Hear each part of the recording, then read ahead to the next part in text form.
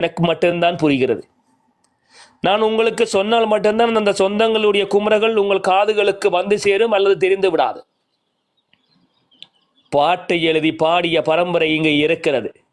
காற்றோடு அது கரைந்து விட்டதாக கற்பனை செய்துவிட்டு சிலர் கடந்து போகிறார்கள். ஆனால் பாட்டு எழுதி படித்தவனுக்கும் அதற்காக பணத்தை கொட்டி கொடுத்தவனும் உண்பதற்காக ஒருவேளை உணவை தவித்துவிட்டு அதற்காக உழைத்தவரை யார் என்று எண்ணி பார்த்தார்கள்.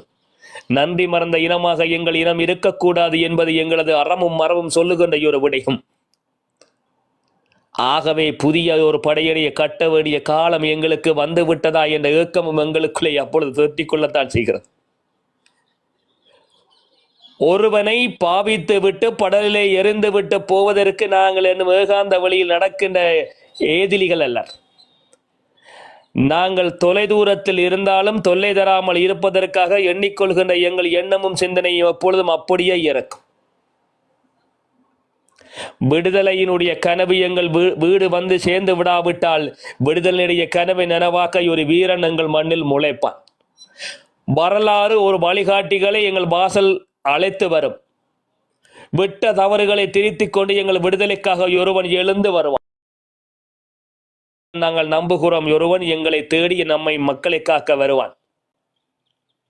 புதிதாக இந்த பூமி பந்திலே புதிய நாடுகள் பிறக்கும் என்கிறது பூகோள அரசியல். நாளை எங்களுக்கு நம்பிக்கை தருகின்ற ஒரு நல்லாட்சி வரும் என சொல்கிறது இன்னொரு அரசியல். கலங்காமல் இருங்கள், உங்கள் கண்ணீர் துடைப்பதற்காக கரத்தை தரத்தான் ஒன்றுபட்ட இலங்கைக்குள்ளே ஒருவன் வந்திருக்கிறான் என ஒரு சாரல் கூறுகிறார்கள். எப்படி இருந்தாலும் வரும் சில வாரங்களுக்குள் பல விடயங்கள் நடந்து வரும் என சொல்கிறது இன்னொரு குறிப்பு. எது எப்படி இருந்தாலும் ஏக்கத்துடன் தான் நாங்கள் தவிக்கிறோம்.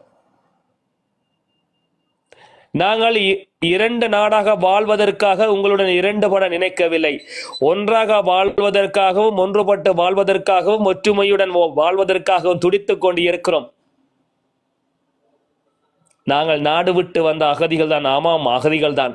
ஆனால் எங்களது நாட்டுக்குள்ளே நிரந்தரமாக வாழ்வதற்கான ஒரு வழிவகைகளை தேடிக்கொண்டு இருக்கிறோம். தந்து விடுங்கோள் என்கிறோம். மூட்டை கட்டி சுமக்கின்ற எங்களது முன்னைய கனவுகளை நாட்டுக்குள் இறக்கிவிட்டு நாங்கள் நாடோடியாக வாழ்ந்து விடாமல் நாட்டை வளப்படுத்த வேண்டும் என சிந்திக்கின்ற உறவுகளில் ஒருவராகவே இருந்து விடுகிறோம்.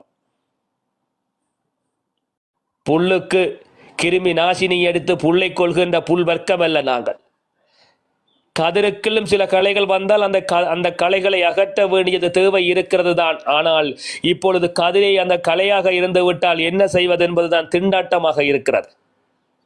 பார்க்கலாம், இன்னும் சில வாரங்கள் கழிய பல்லிழித்தவர்களா அல்லது பாடையில் அவரை கட்டி அனுப்ப வேண்டியதா அல்லது சொன்னது போன்று அந்த சொல்லுக்குள்ளே சொற்பனமாக இருந்து தங்கள் வீரத்தினை விவேகத்தால் காட்டப் போகிறார்களா அல்லது நாயன பேயன சீமானன சாமானன சந்திகளிலே சொல்ல போகிறார்களா? பொறுத்திருந்து பார்ப்போம்.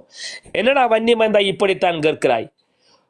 நீங்கள் வெல்வதற்கு முன்னதாக நாங்கள் உங்களை ஒருமையில் தான் அழைத்தோம். நாங்கள் உங்களுடைய பன்மைகளை எல்லாத்தையும் அடித்து விரட்டி விட்டு ஒற்றுமையோடு தான் இருந்தோம். ஆனால் இன்று உங்கள் நாணயத்தினுடைய இரு பக்கங்களாகவும் நல்லதையும் பேசுவோம், தீமையையும் பேசுவோம். காரணம், நல்ல வழிப்படுத்த வேண்டும் அல்லது நாடு விட்டு ஓட வேண்டும் அல்லது புதிய அரசியலை நாங்கள் உருவாக்க வேண்டும். இதுதான் எங்கள் நிலைப்பாடு. ஆகவே கொண்டையை மறந்துவிட்டு கோழிகள் கூவக்கூடாது. சண்டை களத்தை மறந்துவிட்டு சாட்சிக்கு யாரும் வந்துவிடக்கூடாது. வீரம் இல்லாதவன் விவேகம் இருப்பதாக சொல்லக்கூடாது. களத்தை அறிந்து களமுனை வருகின்ற கந்தக குண்டுகளுடைய கபலிகரம் எப்படி இருக்கும் என எண்ணுபவன் தான் வீரன். நாளை எங்கள் வீடை அழித்து விடாது இந்த கந்தகமனை நினைத்து விட்டால் மறந்துவிட்டு ஓடிவிடு. இல்லை, இந்த கந்தகங்கள் எப்பொழுதும் எங்கும் நமக்கு எதிராக வெடிக்கும் என நினைத்திருந்தால் நிதானமாக நடந்துவிடும். நாங்கள் ஒத்த வரி எடுத்து உங்களுக்கு ஒரு முறை சொல்லிக்கொள்ள விரும்பவில்லை, பல முறை பலவாங்கு சொல்லிவிட்டோம். புலம்பெயர்ந்த தமிழன் உங்களை பூதக்கண்ணாடி வைத்து பார்த்து கொண்டிருக்கிறான். தயவு செய்து என் உறவுகளை உங்களிடம் மீளவும் ஒன்று கேட்கிறேன். எவனுக்கு மொத்த பைசா எக்காலத்திலும் கொடுக்காதே. நாங்கள் கொடுத்து கொடுத்து தேய்ந்து போன தேய்மான கூட்டங்களாக இருக்கிறோம். வாங்கி வாங்கி சென்றவர்களாம் தங்களது வங்கிகளை நிரப்பிவிட்டு எங்கள் அங்கிகள் இல்லாமல் அம்மனமாக கிளத்து விட்டு கொண்டிருக்கிறார்களாகவே நம்பி நம்பி நாங்கள் ஏமாந்து விட வேண்டாம். நாங்கள் பருந்துகளாக இப்பொழுது பருந்துகள் எங்களை பார்த்து பார்த்து எங்கள் பணத்தை பறிக்க நினைக்கிறது. இந்த பருந்துகளுக்கு நாங்கள் எள்ளுகளை வீசிவிட்டு நாங்கள் எழுந்து ஓடிவிட வேண்டும். பற்பசை போன்று அவர்கள் பற்களை காட்டி நல்லவர்களாக நாடகமாடி மேடை அமைத்து வருகிறார்கள். கவனமாக இரு. ஒன்று மட்டும் உங்களுக்கு உரைத்து சொல்ல விரும்புகிறேன். நீங்கள் எங்களுக்கு ஆனவர்கள் என்பதால், எங்களது தன்மானத்தையும் தமிழனை நேசிக்கின்ற உறவுகள் என்பதால் ஒன்று மட்டும் உங்களிடம் மீண்டும் நான் கெஞ்சி கேட்டு விடுகிறேன். எவன் வந்தாலும் ஒத்த பைசா யாருக்கும் கொடுக்காதே. ஏன் ஒத்த பைசா கொடுக்காமல் நீ 10 முறை பல கேள்விகளை கேட்டுப்பார். அப்பொழுதுதான் அவனது சுயரூபம், அவர்களது சுயரூபம் உங்களுக்கு வெளிக்கும். நீ கேட்கும் போதெல்லாம் அள்ளி கொடுத்து அரவணைத்து அவனை மடியிலே வைத்து நீ மார்பிலே பால் கொடுப்பாய் என அவன் மார்பை வெட்டி விட்டு எறிந்துவிட்டு போய்விடுவார்கள். ஏன் மார்பிலே நீ மார்பை நீட்டுகிறாய், ஆனால் அங்கே குடிப்பதற்கு பால் வரவில்லை. காரணம், நீ போசாக்கின்மையால் இருக்கின்றாய். உனக்கே ஊட்டச்சத்து இல்லாத பொழுது எப்படி இன்னொருவனுக்கு அதனை ஊட்டிக் கொள்ள முடியும்? ஆகவே மார்பை அறுப்பதற்கு முன்னதாக நீ மானத்தோடு இருக்க கற்றுவிடு. அதனால் சொல்கிறேன், தயவு செய்து ஒத்த ரூபாய் யாருக்கும் கொடுக்காதே. ஒத்த ரூபாய் கொடுப்பதற்கு முன்னதாக 100 கேள்விகளை திரும்ப கேள். அப்பொழுது அவர்களுக்கு சீற்றம் பெறும், கொதிக்கும். இவர்களுக்கு எதற்காக நாங்கள் வேலை செய்ய வேண்டும் என அவர்களுடைய உண்மை முகம் உன் அரங்கிலே தெரிய வரும். அப்பொழுது அவர்கள் யார் என்பதை நீ அடையாளம் கண்டுகொள். முடிந்தது முடிந்து போனதாக இருக்கட்டும். இனியும் அந்த தொடர்வண்டிகளை நீங்கள் தொடராக இழுத்து போக எண்ணாதீர்கள். பாராளுமன்றத்துக்கு சென்று விட்டார்கள். இனி எங்களுக்கு இந்த பிரபஞ்சத்தை எடுத்து காட்டட்டும். பொறுத்தி இருப்போம். வெள்ளை வேட்டிகள் வேணாமன விரட்டி அடித்தது தவறா, அல்லது வெள்ளை வேட்டிகள் இருந்திருந்தால் இன்று அவர்கள் செய்திருப்பது நல்லதா என்ற விடயம்தான் இனி வருங்காலங்களில் உங்களுக்கு எடுத்துரைக்கப் போகிறது. ஆகவே இதை மட்டும் புரிந்து கொண்டு பயணிக்கப்படுங்கள். நாங்கள் இப்பொழுது நல்லதையும் பேசுவோம், கெட்டதையும் பேசுவோம். ஆம், இது அர்ச்சுனாவுக்கான ஆதரவு களம். கடந்த தேர்தலுக்கு முன்பாக நாங்கள் நல்லதை மட்டுமே பேசிக் கொண்டிருந்தோம். இனி வருங்காலங்களில் 2 விடயத்தை நாங்கள் பேசுவோம். காரணம், தவறுகளை சுட்டிக்காட்ட மறுப்பதால் அந்த தவறுகளுக்கும் நாங்கள் உடந்தையாகி விடக்கூடாது என்பதில் கவனமாக இருக்கிறோம். அதனால்தான் தவறென்றால் தவறுகளை சுட்டிக்காட்டுவோம், நல்லதென்றால் அதை பாராட்டி நாங்கள் ஊந்தி தள்ளுவோம். இதுதான் எங்கள் நிலைப்பாடு.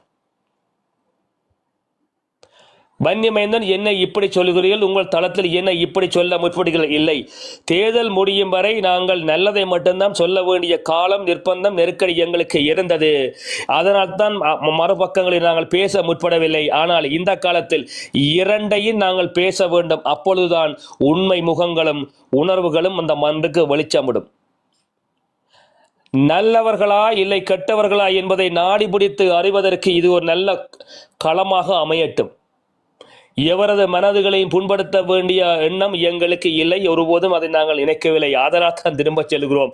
இது அர்ச்சுனாவுக்கான ஆதரவு களம். இந்த மக்கள் பணத்தை அள்ளி கொடுத்தார்கள், ஆளணியை அள்ளி கொடுத்தார்கள், அதனால் பாராளுமன்றம் அனுப்பிவிட்டார்கள். இனி நன்றி உடையவர்களாக இருக்கிறார்களா, நன்றி அற்றவர்களாக இருக்கிறார்கள் என்பதை வருகின்ற நாட்கள் இதை பகிரும். அது என்ன நன்றியற்றவராக? நன்றி உள்ளவர்களாயிருந்தால் எங்களுடைய நாட்டிலே வாழுகின்ற தமிழ் தேசிய மக்களுக்கு ஆதரவாக அந்த மக்களுடைய குறைகளையும் தேர்தலிலே கொடுக்கப்பட்ட வாக்குறுதிகளை இவர் நிறைவேற்ற வேண்டும். புலம்பெயர்ந்த தமிழனுடைய ஒத்தருவா பணத்திலே அதை செய்யக்கூடாது. அப்போ அரச பணத்தில் அத்தனையும் செய்து முடித்து விட வேண்டும் என்பதுதான் எங்களுடைய மக்களுடைய கருத்தாக இருக்கிறது. ஆகவேதான் இதை நாங்கள் சொல்லிக் கொள்கிறோம். தயவுசெய்து உறவுகளை எழுந்து வாருங்கள். உங்கள் நெஞ்சத்தில் உள்ள கேள்விகளை மஞ்சம் விட்டு எழுந்து வந்து இந்த மந்திலை எடுத்து வையுங்கள். இன்றைய தலைப்பு, அர்ச்சுனா வந்துவிட்டார், நல்லது செய்வாரா கெட்டது செய்வாரா, அர்ச்சுனா அடுத்து செய்ய போவது என்ன? இதுதான் இன்றைய பேசு பொருள். இதுக்கு பேசலாம் பாருங்கள். அர்ச்சுனா பாராளுமன்றத்தில் ஒரு பாராளுமன்ற உறுப்பினராக தெரிவு செய்யப்பட்டார். இன்றை அவர் நல்லது செய்வாரா அல்லது கெட்டது செய்வாரா என்பதுதான் விடயம். இரு தரப்பும் பாருங்கள். நாங்கள் மாற்று கருத்து உள்ளவர்களையும் இப்பொழுது நாங்கள் பேச வைக்க போகிறோம். ஏன் தெரியுமா? அப்பொழுதுதான் நேரிய வழியில் நாங்கள் செல்லலாம். நாங்கள் நல்லதை மட்டும் சொல்லிக் கொண்டிருந்தால் தான் பல தவறுகள் கடந்த காலங்களில் நடந்திருப்பதாக நாங்கள் நம்புகிறோம். ஆதலால் இதுவரையும் நாங்கள் அழைத்து பேச இருக்கிறோம். எழுந்து வாருங்கள், இது உங்களுக்கான தரம். அனைவருக்கும் பாருங்கள். தயவுசெய்து புதிய உறவுகளே, எங்களது விதிகளை சொல்லிவிடுகிறோம். அவதூறு பரப்புவதற்கு தடை செய்யப்படுகிறது. தனிநபர் தாக்கல் செய்வதற்கு தடை விதிக்கப்படுகிறது.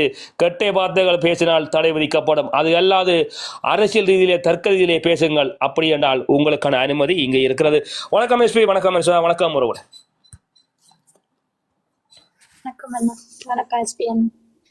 வணக்கம் அண்ணா. வணக்கம் வணக்கம். இன்றைய பொழுது எப்படி போகுது? பொழுது எங்க வேலையில போய் கொண்டிருக்கு. எப்படி என்ன ஏதாவது போன் எல்லாம் என்ன வந்ததோ அண்ணா? ஒன்றுமில்லை. ஒன்றுமில்லை, இன்று வரையும் இல்லை. இல்லை. ரைட். அப்ப நாங்கள் ஓகே கதைப்போம். கதைங்க அண்ணா, ஸ்டார்ட் பண்ணுங்க. கதைப்போம் இன்றைக்கு. எல்லாரும் வாங்க, எல்லாரும் எடுத்து விடுங்க, மேலே எல்லாரும் கிடைக்கட்டும்.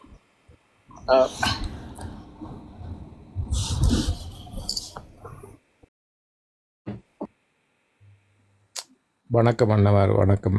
வணக்கம் அண்ணா. வணக்கம் வாங்கண்ணா. ஒவ்வொருகள் எல்லாருக்கும் வணக்கம். என்னென்னா, தேர்தல் நடக்க டாக்டர் சொன்னார், தான் வென்ற உடனே முதலாவது வன்னி மகேந்திரன் தளத்திலே வந்து தாங்க நன்றி சொல்லி அங்குள்ள எல்லாருக்கும் நன்றி சொல்லுவோம்னு சொல்லி இன்னும் அந்த காரியம் நடக்கவில்லை. அப்போ இதுவும் அவர் கொடுத்த வாக்கை தவறி விட்டார். என்ன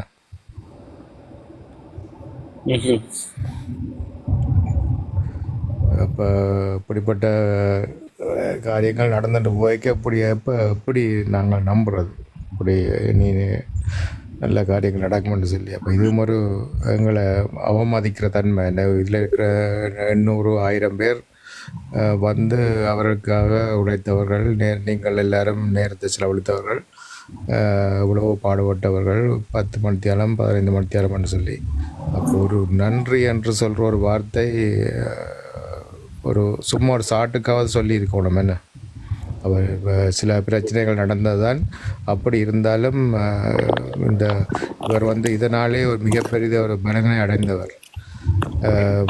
அநேகமான இந்த வெற்றிக்கு ஒரு ஆசனமாவது கிடைத்ததாவது, 2 ஆசனமாவது கிடைத்தாவது இது இந்த மக்கள், இதில் எல்லா மக்கள், அங்குள்ள சொந்தங்கள் வந்தவங்க எல்லாரையும் அழைத்து இவருக்கு வாக்கு போடுங்கள்னு சொல்லி செய்த காரியத்தால் அவர் இப்படி வெற்றி பெற்றவர். அப்போ அதில் சொன்ன அவர் 2 நாளைக்கு முதல் வந்து சொன்னவர், தான் முதலாவது இந்த மக்களுக்கு ஒரு நன்றி சொல்வேன்னு சொல்லி களத்தில் வந்து இதை அவர் செய்யவில்லை. இதை குறித்து நான் கவலைப்படுறேன். இப்படியா நாட்களை நான் நம்பி என்னென்று தான் நம்பி இருக்கிறேன்னு தெரியாமல் கவலையாக இருக்காத பழைய அரசியல்வாதிகள் மாதிரி தான் இவருடைய வாழ்க்கையும் போதா என்ற கேள்விக்குறி. நான் இப்போ ஒருத்தரையும் நான் குறை சொல்ல, எல்லாம் இது கேள்விக்குறியில். இப்படி சொன்ன வாக்களை செய்யணும். ஒரு மனிதனுக்கு, ஒரு தலைவனுக்கு இருக்க வேண்டிய ஒரு காரியம் ஒன்று சொன்ன வாக்கை நிறைவேற்றணும். என்ன அப்போ இப்படி இந்த வாக்கள் நிறைவேற்றக்கான அடுத்தடுத்த காலகட்டங்களில் அவருக்கு உதவி தேவையாக வரைக்கும் மற்ற ஏதாவது அவங்க காரியங்களை செய்ய வர வேணும்னு தான் நாங்கள் முன்னுக்கு நிற்கிறோம். இப்படிப்பட்ட ஆட்களை நம்பி நாங்கள் என்னென்ன முன்னுக்கு நிற்கிறதுன்று தெரியாமல் சொல்லுங்கண்ணா. இதில் இன்றைக்கு எனக்கு வந்த அதிகமான அலைபேசி அல்லது தொலைபேசி உரையாடல்கள் அல்லது சமூக ஊடகங்களான அழைப்புதல்ல மக்களால் எனக்கு தெரிவிக்கப்பட்ட கருத்துக்கள் யாதெனில், தம்பி நாங்கள் அரசியல் கட்சிகளுக்கு இங்கிருந்து கேட்கின்ற போதெல்லாம் பணத்தை அள்ளி கொடுத்தது எங்களுக்கு தவறாகிவிட்டது. அந்த தவறுகளை வருங்காலங்களில் நாங்கள் விடக்கூடாது தம்பி, இன்றைக்கு அதை பற்றி பேசுங்க அப்படின்ட்டு அந்த அதிகமான அலைபேசியில் வந்த விடயங்கள் சொல்லப்பட்டிருந்தது. ஏன் அப்படின்னு கேட்டதன், தம்பி நாங்கள் அதிக அளவான பணங்களை கொடுத்து அதனூடாக நாங்கள் தான் இந்த அரசியல்வாதிகளை பழுதாக்குகின்றோம். அவர்கள் தங்களது பைகளை நிரப்பிவிட்டு கடந்து விடுகிறார்கள். ஆகவே நாங்கள் இந்த நிகழ்வுகளை எதிர்காலத்தில் நடத்தக்கூடாது தம்பி, அதில் கொஞ்சம் கவனமாக இருங்கண்டு தளதளத்த குரல்களில் பல உறவுகள் பேசியிருந்தார்கள். நான் இத்துடன் நிறுத்தி விடுகிறோம் என தெரிவித்துவிட்டு விடைபெற்றார்கள். ஏதோ ஒரு விடயம் அவர்களுக்கு, இது வெளிநாடுகளிலிருந்து கலைத்தா பரவாயில்ல, இந்த வந்த தொலைபேசிகளில் அதிகமான தொலைபேசி இலங்கையிலிருந்து வந்த தொலைபேசி. அப்போ இதன் மூலமாக ஒரு செய்தி கடத்தப்படுகிறது. அது என்ன செய்தி? அப்போ நாங்கள்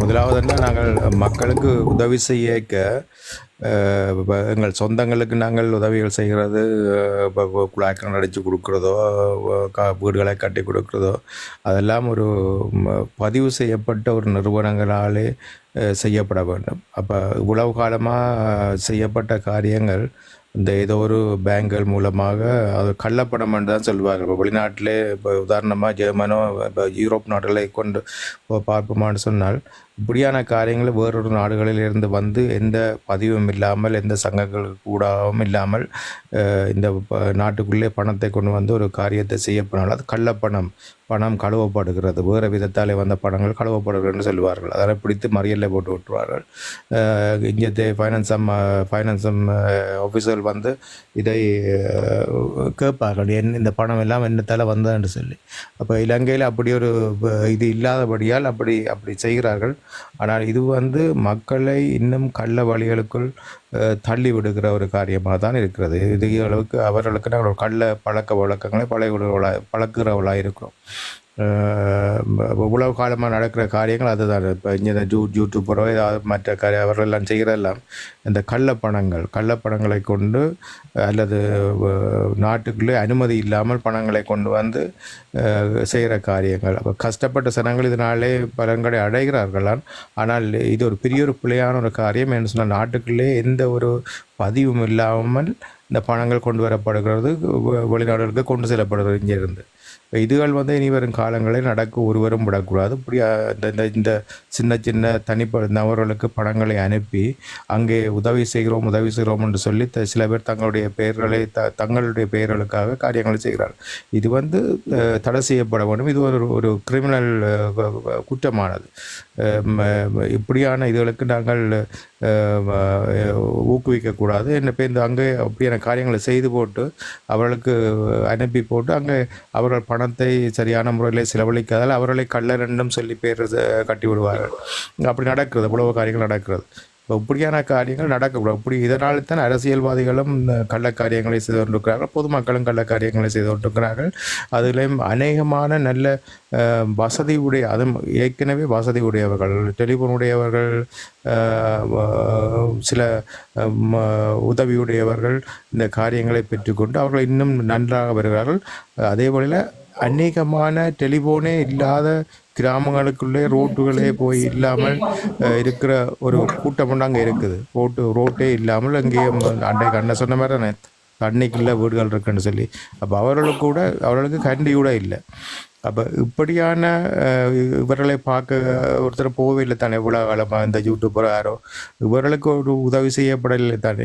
அங்கே ஏற்கனவே வீடுகள் அதுகள் இருந்த ஆக்களுக்கு குழாய்க்கிணறு அடித்து குடிக்கிறோம். அப்போ வீடே இல்லாத ஆக்களை கவனிக்கிறதுக்கு ஆக்கள் இருக்கு இல்லையா? சொல்லுங்கண்ணா எல்லாரும் சௌகரியங்கள் சொல்லுங்க. வணக்கம் கிருவாக்கா, வணக்கம் வணக்கம் வணக்கம் ராம், வணக்கம் சிவானந்தன், வணக்கம் ரூபி அக்கா, வணக்கம் வணக்கம் அக்கா. பேசுங்க. என்னத்த பேசுகிறேன் வெண்ணிமைந்தனா, பேசுகிறதுக்கு கஷ்டமாக இருக்குது. ஆனால் நான் ஒரு சில கேள்வி நான் உங்களை கேட்க போகிறேன். நீங்கள் கோவிக்கப்படாது, என்னை இதிலேருந்து பிளாக் பண்ணவும் படாது. நீங்களே நேற்று கணேசையா நான் கருத்தாடோன்னு கேட்க நீங்கள் எந்த பதிலுமே சொல்லாமல் விட்ட நீங்கள். என்ன பொறுத்தவரைக்கா இதுல வந்து அவர் தனது கருத்தை, ஐயா கணேஷ் ஐயா அவர்கள் தனது கருத்தை நேரடியா சொல்லியிருக்கிறார். எனக்கு இதுல யார் என்ன செய்யறதுன்னு தெரியாது. நான் சொல்லுகிற கருப்பாடு உங்களுக்கு நீங்க புரிஞ்சு கொள்ள.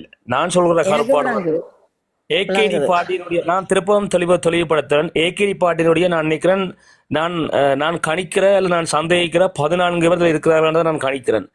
ஆனால் மிக முக்கியமான திமிங்கலம், நாங்கள் நம்புறவர்கள் அவர் எங்களுக்கானவர்கள் அல்லர். புரிஞ்சோ புரியாம விட்டுக்கோ. அவர்களால் அனுப்பப்பட்டவர்கள். அவர்கள் எங்களோட ஒட்டுமொத்த இனத்தையுமே ஏமாத்தி இருக்கிறார்கள் என்பது என்ற கருத்து. உண்மை, அது உண்மை.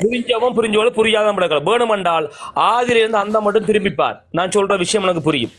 அடுத்து வருகின்ற நாட்களில், வருகின்ற காலங்கள்ல நடக்க போற பல சம்பவங்களுக்கு முன்னுதாரணம் இதா இருக்கும். எனக்கு தேர்தல் முடிவுல தான் நான் அதை கண்டுபிடிச்சினேன். எனக்கு ஆரம்பத்துல சில சந்தேகங்கள் இருந்தது. பட் அது நான் பெருசா அதீதமான நம்பிக்கையின்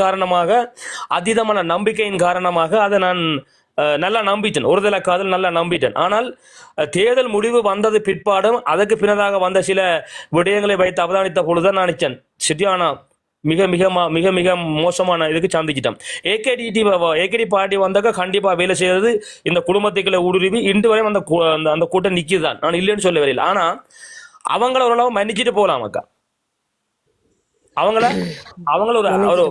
ஒரு மன்னிச்சுட்டு போலாம், ஒரு சர்வதேச செய்து. ஆனால் நாங்கள் நம்புகிறவர்கள், எங்கட மக்கள் இரவு பகலாக நித்திர முழித்திருந்தவர்கள் நினைக்கிறது எனக்கு வேதனையா இருக்கு. ஆனா கண்டிப்பா சொல்றேன், ஒரு நாள் இந்த மக்கள் சமூகம் விரைவில முகமூடி போட்டுக்கொண்டு தெரிஞ்சவனாக்கா இப்ப போட்டுக்கொண்டு தெரியல. ஒரு நாள் அவராலே கிளியும். நான் நினைக்கிறேன் இப்ப கடந்த 24 மணி நேரத்துக்கு நடந்த சம்பவங்களை உத்து பார்க்கல ஏதோ இடத்துல கிழிஞ்சிருக்கு. புரிஞ்சவன் புரியாம விட்டுக்கோ, கிழிஞ்சிருக்குது, கிளிய ஆரம்பிச்சிருக்கு. அதன் ஊடாக இப்ப யூதன் வந்து என்ன செய்வாங்க என்றால், அவங்க ஒரு விஷயத்தை செய்ய போகல அதுல காட்டி கொடுப்பாங்க. உதாரணத்துக்கு இன்னொரு விஷயத்தை சொல்றேன். லெபனானில கிஸ்புல்லா அமைப்பினுடைய அந்த முகாம்களை தகர்க்கல மிக முக்கியமான தளபதிகளா போட்டு தள்ளினாங்க. அங்க பாத்தீங்கன்னா இந்த பிபிசி மேற்குலக நாடுகளுடைய ஊடகங்கள், அவங்களோட ஊடகங்கள் முழுக்க இவங்களை கட்டுப்பாடுகளுடைய ஊடகங்கள் எல்லாம் என்ன செஞ்சுட்டா, அங்க அந்த ஆபீஸுக்கு முன்னுக்கு இருந்த ஒரு விடயத்தை காட்டிச்சுது. அதுக்கு முன்னதாக அதே அமைப்பு சொல்லியிருந்தது இன்னது கேக் பண்ணப்பட்டிருக்குது, கவனமா இருங்கன்றது. ஆனா அந்த சம்பவம் நடைபெற்ற அந்த ஊடகங்கள் காட்டினது என்ன தெரியுமா, அந்த ஆபீஸுக்கு முன்னுக்கு இருந்த கமராவை உண்டா காட்டிச்சு. அதனூடாக யூதன் என்ன சொல்ல வாரானண்டா, இந்த கமராவுக்கு உள்ளதான் நாங்கள் கண்டுபிடிச்சு உங்களை அட்டாக் அடிச்சினாங்க. அப்ப தாக்குதல் நடந்து முடிந்ததுக்கு பிற்பாடுதான் அவங்களுடைய உளவுத்துறை அல்லது அவங்களுடைய உளவுத்துறை ஊடகங்கள் அந்த விடயத்தை காண்பிக்கின்றன. இன்னும் தெளிவா சொல்ல போறேன்டா, ஈரானுடைய 2ஆம் நிலை தலைவர் அல்லது மிக முக்கியமான இராணுவ தளபதியா இருந்த என்ன பேர் பதில்லையப்பா, அவர் வந்து ஈராக்கில் வச்சு படுகொலை செய்யப்பட்டிருந்த ஈராக் பக்தாத் விமானத்தில் வச்சு சலாமியான்னு ஒரு பேர் உண்டு, அவர் அதுல படுகொலை செய்யப்பட்டிருந்தார். அதுல அவர் அந்த நடவடிக்கைக்கு தாக்குதல் நடவடிக்கை காரணமாக இருந்த சம்பவம் என்பதை கையில போட்டிருந்த அவருடைய டைமண்ட் மோதிரம். அந்த மோதிரத்தை வச்சு அதுக்கான ஒரு கருவியை கண்டுபிடிச்சு உளவு விமானத்தினூடாக இதான் உறுதிப்படுத்தப்பட்டு அந்த தாக்குதல் அதில் அவர் முடிக்கப்பட்டிருந்தார். அதே மாதிரி நீங்க சொன்ன இந்த விஷயத்துக்கு ஐயா சுலைமானி, இந்த விஷயத்துக்கு இதுக்குள்ளே பல தடங்கள் இருக்கின்றன, அதை நீங்களாம் கண்டுபிடிக்கணும். நாங்கள் சொல்லுறோம் இல்ல இப்படி இருக்குது இப்படி நடக்குதுன்னு சொல்றோம். அப்ப அதை நீங்கள் கண்டுபிடிச்சோடு உங்களோட இப்ப நான் திருப்பம் சொல்லணுங்க, 24 மணி நேரத்துல போய் பாருங்க. நான் எதாவது சொல்ல வரையில, நீங்க எல்லாம் மலமையா பாக்குறோம் தான், போய் பாருங்க, காட்சிகள் தெளிவா இருக்குது. இதுல ஒரு கன்வெர்ட் என்னண்டா, இப்ப நான் உங்களோட வீட்டை வந்தேன், உங்களோட வீட்டை வந்தால் உங்களோட வீட்டுக்குள் நிக்கிறவுடைய ஆட்கள் தான் கணக்கு எண்ணிக்க, புரிஞ்சுக்கோள். ஆனால் நான் தெருவுக்கு வந்துட்டா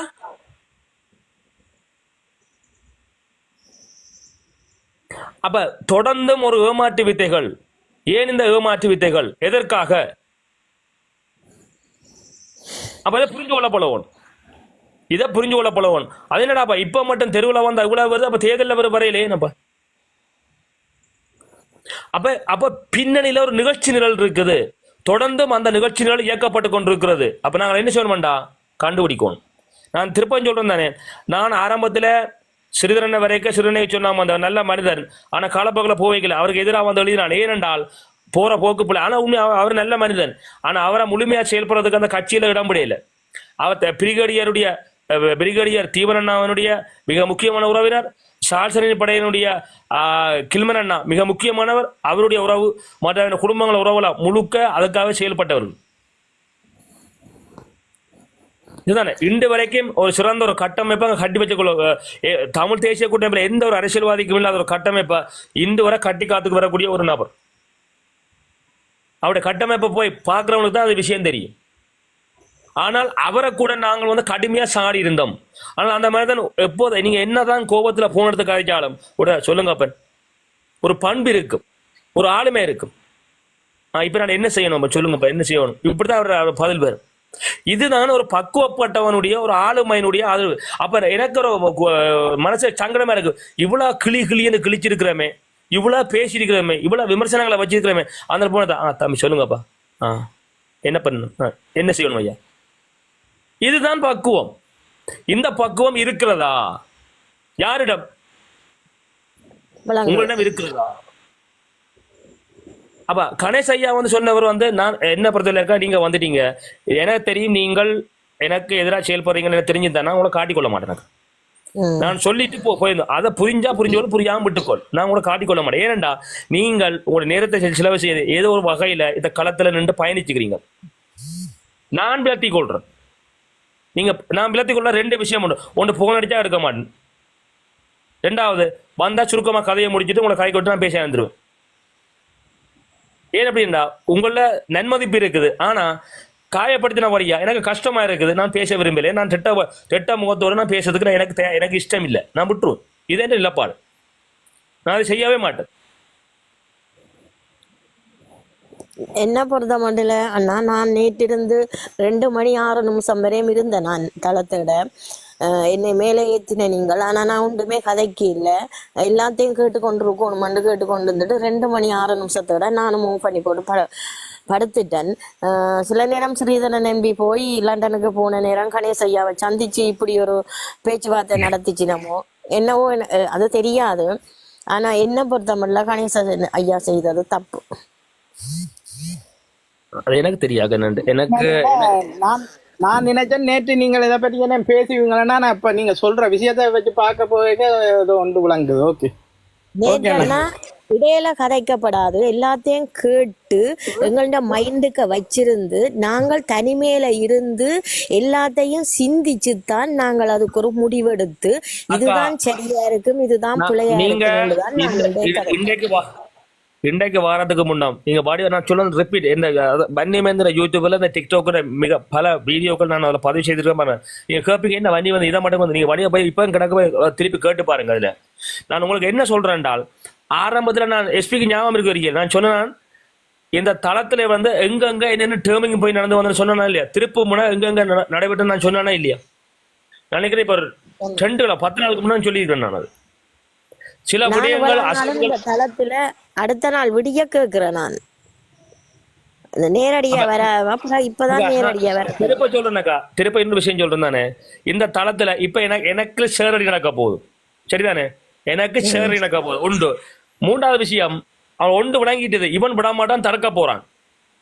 ஷேரடியும் இந்த தளத்தை முடக்கிறதுக்கு நடவடிக்கை தான் அடுத்த செய்ய போறாங்க. நான் தம்பி நீங்க எல்லாரும் வாங்க ராஜா, நான் தயார் நிலையில்தான் இருக்கிறேன்.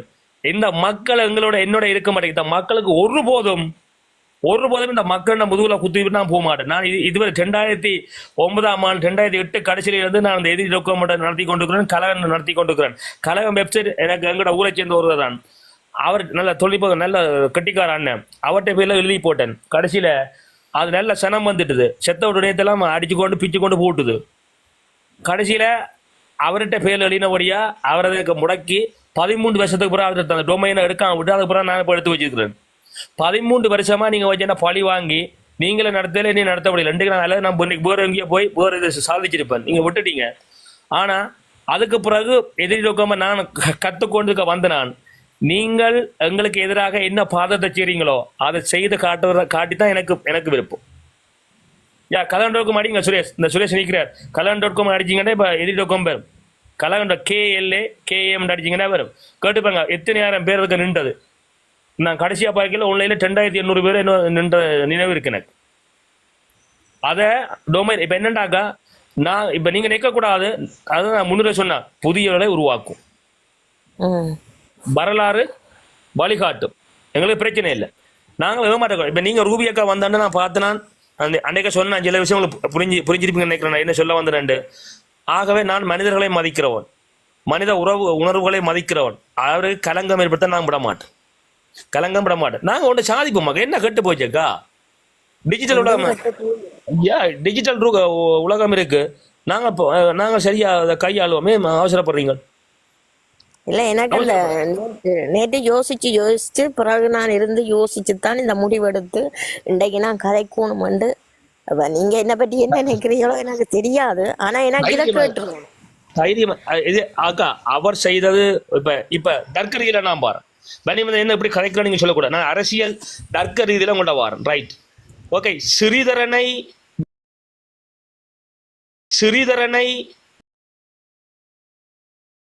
ஸ்ரீதரன் நான் முதலே சொல்லிவிட்டேன், வேட்பாளர் தெரிவு செய்ய எனக்கு தெரியும் இந்த கோட்டை அசைக்கலாது. ஏன்னா டக்ளஸ் வந்து அடிச்சு பார்த்தவர் சரிதானே, வேற கூட்ட வேற பாக்கள் அடிச்சு பார்த்தவ ஒரு தராலையும் ஒன்றும் அசைக்க முடியல சரிதானே. அடுத்த பாராளுமன்றத்திலும் அசைக்க முடியாது, அந்த கட்டுமானம் அப்படி இருக்காக்கா சரிதானே. நான் கிளர்ச்சி மாட்டோன்னு சொல்றேன், அதுக்கு அதை உடைக்கலாம், அது உடைக்கிறதுக்கு வேற வழி இருக்குது. ஆனா இவன் செய்ய மாட்டோம், அதை இவன் செய்ய மாட்டோம். இப்ப மேட்டர் அது இல்லை, மேட்டர் எங்களோட லோஜியக்கா வேலை செய்த அரங்கி, பிரகாசன் அரங்கி வேலை செஞ்சவர், அர்ச்சுனா அரங்கி வேலை செஞ்சது, அதுக்குன்னு நான் குறைஞ்சது 2 சீட் அதை எடுத்திருக்கோம். ஏன் அந்த சீட்டு வரையில, ஏன் அந்த சீட்டு வரையில? இதை நீங்க இந்த விடயத்தை நீங்கள் வந்து கண்டிப்பாக மக்களாகிய நீங்கள் மாத்தி யோசிங்க, மாத்தி யோசிங்க. மாத்தி யோசிச்சு பாத்தீங்கன்னா தான் உங்களுக்கான விட அதுல கிடைக்கும். நீங்க நேரடியா பாத்தீங்கன்னு சொன்னா அதுக்கு விட வராது. ஆனால் அதுக்கு ஏன் இப்படி செய்யப்பட்டது, ஏன் நான் முதல்ல சொல்லணும்னா 3 கேள்வி. ஏன், எதுக்கு, அப்படி, ஏன் இப்படி நடந்தது, எதற்காக இந்த இவர் மீது இந்த வாதம் வைக்கப்பட்டது, எதற்காக இது பேசப்பட்டது, அதை மாத்தி யோசிச்சு பாத்தீங்கன்னா தான் உங்களுக்கு விட வரும். நீங்க அதுக்கு எதிர்மறையா யோசிக்கணும். எதிர்மறையா யோசித்தா மட்டும்தான் உங்களுக்கான விட வரும் இதுதானே, இல்லைண்டா வராது. ஆனா இதுல எனக்கு நேற்று இந்த தேர்தல் எனக்கு ஒரு சரியான சந்தோஷம் என்னண்டா, எப்பவுமே நான் ராயா தான், அமைச்சர் தான், எம்பி தான் வாதாடி கொண்ட டாக்டர் சவானந்த் தான் விரட்டப்பட்டார். அவருக்கு மக்கள் கூட தாக்கப்பட்டிருக்கணும், மக்களோட தாக்கியிருக்கணும். யோசிச்சு பாருங்க, அந்த நிமிஷத்துல எங்களோட தலைவர் பிரபாகரன் வலியும் வேதனையும் டாக்டர் சவானந்தாக தெரிஞ்சிருக்கு. இதுவரை காலமும் இலங்கை அரசாங்கத்தினுடைய தாக்கப்பட்டவர் என்றால் அவர் ஒரு வார்த்தை சொன்னவர், மேதகுரு புலிகளின் தலைவர் பிரபாகரன் போத வஸ்து கடத்துறவர், விற்பனை செய்பவர் என்று சொன்னவர். அது ஒன்று. மற்றது மீனவரிட இவர் கூட்டம் வச்சு இதன்னேக்க வாக்குவாதம் வந்து இவர் பேசி கொண்டிருந்தவர் மைக்கிட எழும்புறார். அப்ப அத போல எத்தனையோ சம்பவங்கள் நடந்திருக்கலாம். மக்கள் எல்லாம் நான் சொல்றேன்னாக்கா, நான் இப்ப உங்களுக்கு வந்து சொல்றேன், ரூபி அக்கா வந்தவா அவ 10 கழிக்கணும் கட்டினாண்டா, நீங்க அதை நினைச்சு கவலைப்படணுமோ? இல்ல, எங்கட தலைவர் வந்து போத வசதி வித்தவரா? நான் அந்த நிர்வாகத்துக்கு என் அக்காவும் தங்கச்சியும் அம்மாவும் பண்டன மாதிரி நடிச்சாமத்துல பாதுகாப்பா அந்த தெருவில் இறங்கி நடந்த தலைவரை பற்றி கதைக்கிறதுக்கு இந்த உலகத்துல யாருக்குமே உரிமை இல்லை, தகுதியும் இல்லை. அப்புறம் அதெல்லாம் விட்டுருவோம், விட்டு கடந்து போயிடணும். அது இப்ப ரூபி அக்கா பற்றி யார் கதைக்கணும்? கதைக்கிற அவன் ஆளுமையும் அவன் பக்குவத்தையும் துணிவையும் விரும்பி ஒருவன் தான் கதைக்கணும். அதுக்காக தெருவில் நின்றதெல்லாம் வந்து ரூபி அக்கா இப்படியா எதுக்கு காதல போடுவேன்? இப்ப உதாரணத்துக்கு என்ன பாருங்க, அர்ச்சுனா ராமனுக்கு நான் ஆதரவு வந்தபடியா எனக்கு அடிச்ச சேரு மரண நோட்டீஸ். பன்னிவேந்தன் செத்து விட்டான், கண்ணீரஞ்சலி. பன்னிவேந்தனுக்கு இத்தனை பொம்பளைகள் போட்டான், கோபலம் இந்த பொம்பளை எல்லாம் வச்சு எழுதினாங்க. நானும் கவலைப்பட்டனானோ, அதுக்கு காது கொடுத்தனானோ. ஒரு போது மக்கா இவங்களுக்கு தேவை நெகட்டிவ் மார்க்கெட்டிங். ஆனால் நாங்கள் என்ன செய்யணும், அந்த நெகட்டிவ் மார்க்கெட்டிங்க காது கொடுக்க கூடாது, விட்டுறணும். இன்னொரு கேள்வி என்ன, கிளிநொச்சிக்கு அச்சுனாண்டி ஆக்கள் எல்லாரும் பிரச்சாரம் செய்ய ஏன் நீங்கள் பிறகு போக வேண்டாம், அங்க அடிபாடு வரும் என்று சொன்ன நீங்கள்? யாருக்கு போகணும், யார போகணும்னு சொன்னாங்க? நாங்கள் ஒருபோதும் அது தவறான கருத்தக்க வந்து ஒருபோதும் நான் இந்த தளத்துல நான் மணிமந்தனாக்கிய நான் சொல்லல நீங்கள் அங்க போங்க பிரச்சனை செய்யணும் நான் சொல்லல. அங்க அன்னியாக்களும் அக்காக்களும் போன் அடிச்சு கேட்டவ இன்னிடத்துக்கு வர சொல்லி அங்க வேட்பாளர்கள் போக இல்லை. அதுதான் நேற்று தா கிருஷ்ணா வந்து சொல்லிட்டு போயிட்டார். என்னென்ன விஷயம் தான் இந்த நோட்டீஸ் சரியில்லை, இது சம்பவம் நடந்தா உண்மை, நோட்டீஸ் சரியில்லை. அங்க வேலை செய்த களத்துல யுவனண்ட தம்பி மற்ற வேறு அக்காக்கள் தங்கச்சியாக்கள் எல்லாம் வேலை செஞ்சவன், அவன் சொன்ன கருத்தெல்லாம் பலது இருக்கு. அப்ப நாங்கள் இறங்கி வேலை செய்யலாம். இப்ப என்னண்டாக்கா, நீங்கள் உங்களோட கடை வந்து ஒரு நாளுக்கு 10,000 ரூபாய் வியாபாரம் செய்யுது. நான் முன்னுக்கு பெட்டி கடை திறந்துருக்கிறேன். உங்களோட கடை வந்து 10 வருஷமா இருக்கிற கடை. நான் நேற்று கடையை திறந்து ஓட்டு, அல்லது உங்களை மாதிரி ஒரு புது கடையை திறந்து ஓட்டு, எனக்கு முதலாவது நாளே 10,000 ரூபாய் வியாபாரம் வரணுமெண்டா நான் அதுக்காக 6 மாசத்துக்கு முன்னவா வேற மாதிரி வேலை திட்டத்தை செஞ்சிருக்கோம். சரிதானா? அதை விட்டு போட்டு கடையை திறந்து ஓட்டு, இந்த நான் நேற்று கடையை திறந்து ஓட்டு இதுக்கு வந்து இவன் கடை வச்சுக்கிறதால இந்த கடைக்கு வியாபாரம் அவன்ல பழைய சொன்ன ஆறு பைத்தியக்காரன். கடை துறப்பது முக்கியமல்ல, துறந்தால் அதை எப்படி வியாபாரம் செய்யப்படும் விடயத்துல நுணுக்கமா கற்றுக்கொள்றவன் தான், மதிநுட்பம் தெரிஞ்சவன் தான் கட்டிக்காரன். அவ்வளவுதான் விடயம். அப்ப இன்றைக்கு கடைசியில் அந்த தேர்தல் முடிஞ்ச பிறகு வருகின்ற அந்த தகவல்கள் பல விஷயங்களை பார்க்க போய்க்கல, களத்துல இறங்கி போராடாதவனுக்கு அதிகமான வாக்கு. அப்படி உண்மை உண்மை. அர்ஜுனாண்ட அண்ணாண்ட மகனுக்கு எல்லாம் 6000 சொச்சம் வாக்கு. அப்புறம் வணக்கம் சுரேஷ் அண்ணா. ஓ வணக்கம் வணக்கம். என்ன கலாம் அடிக்க வருது இல்லையாப்பா? நான் அந்த ஆர்வத்திலே அடிக்கிறேன், வருதே இல்லையா? தலைவன் அடிக்க வரும்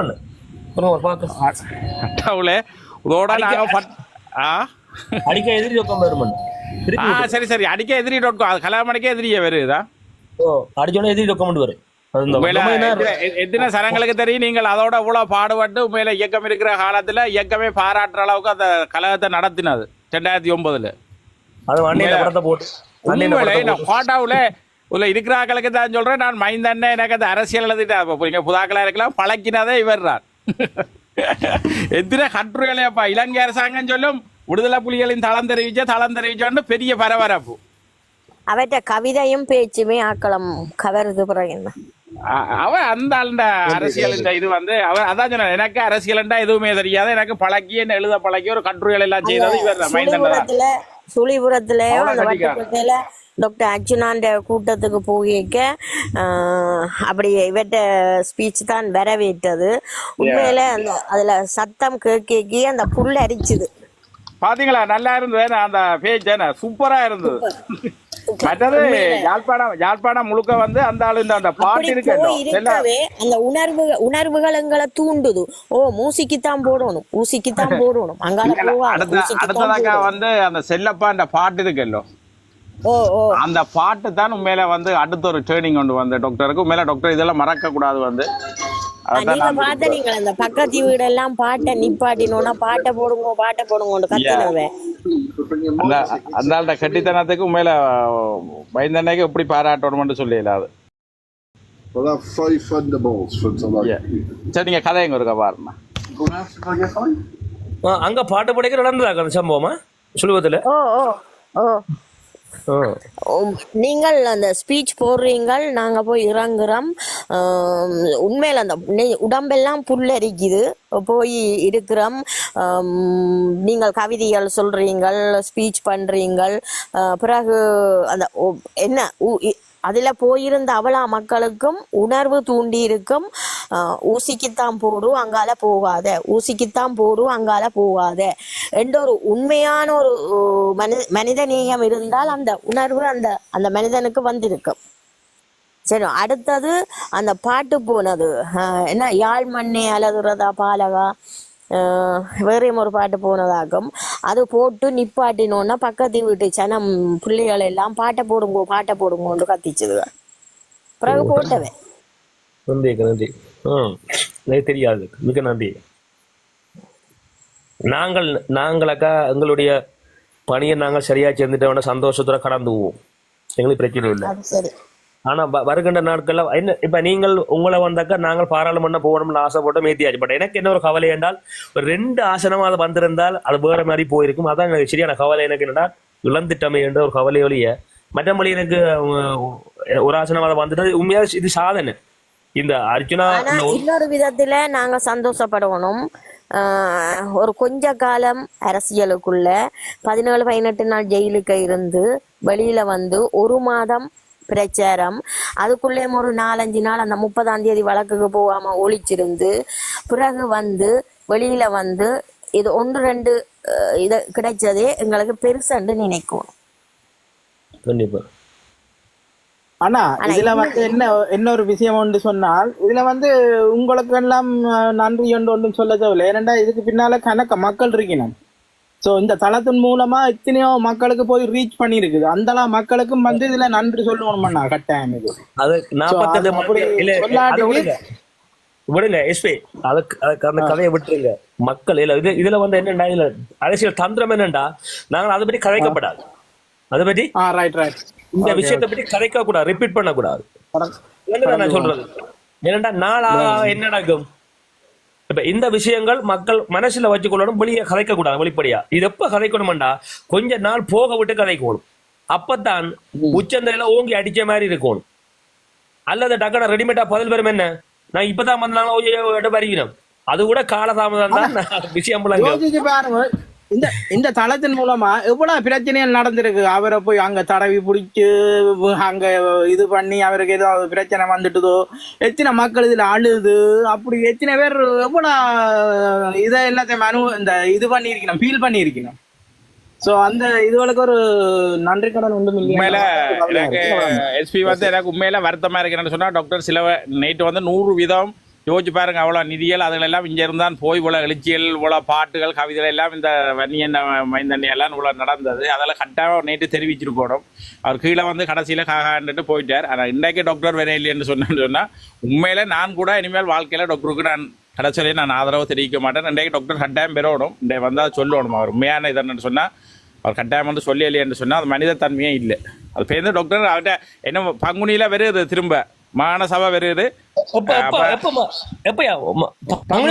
பங்குனி மைந்தண்ண அப்ப நான் உங்களை பேருந்து கலைக்கிறேன் இறக்குவோம் புதுசா பங்குனி அடுத்தபடியானது இதா இருக்கு. இந்த பாப்பா மைந்தண்ணா இல்ல புதிய புதிய புதிய டீம் இல்ல மகாசபைக்கு நல்ல ஆக்கள் இருக்கு. அந்த புதிய அந்த போராளிகள் எல்லாம் இருக்கிறோம்ல, புதாக்களை இறக்குவோம். புதிய ஆக்களை இறக்கி ஒரு நல்ல வேலை வேலையை செய்யும். யோக்கியில போறது.